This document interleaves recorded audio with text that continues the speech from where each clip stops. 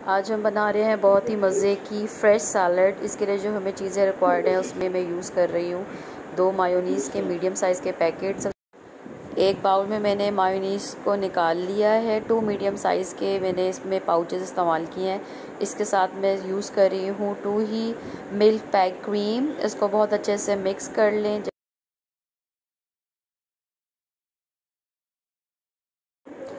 जब आपको लगे कि क्रीम एंड मायोनीज़ का जो है वो बहुत एक स्मूथ सा बैटर तैयार हो गया, ये बहुत अच्छे इवनली मिक्स हो गए हैं, तो इसमें 3 to 4 टेबलस्पून मैं ऐड करूँगी शुगर ऐड करने के बाद अगेन मैं इसको बहुत अच्छे से मिक्स करूँगी। आप हस्बे ज़ायका चीनी भी इस्तेमाल कर सकते हैं।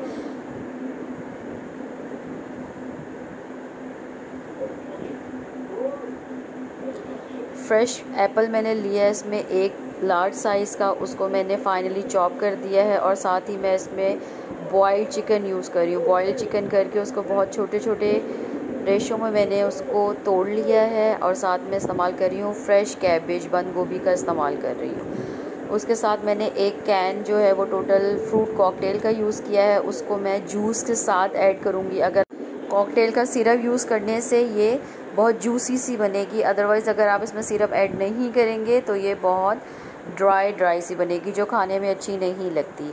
इसको बहुत अच्छे से सब चीज़ों को मिक्स कर लें। और एक बाउल में इसमें बॉइल्ड मैक्रोनी यूज़ कर रही हूँ। एल्बो मैक्रोनी मैंने यूज़ की है, आप अपनी मर्ज़ी के अकॉर्डिंग भी कोई भी यूज़ कर सकते हैं मैक्रोनी। और ऊपर में ड्राई फ्रूट्स कुछ मैंने ऐड किए हैं।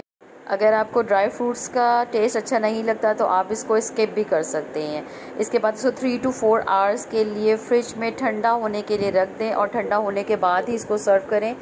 तो ये बहुत यमी हेल्दी आपका सैलड रेडी है।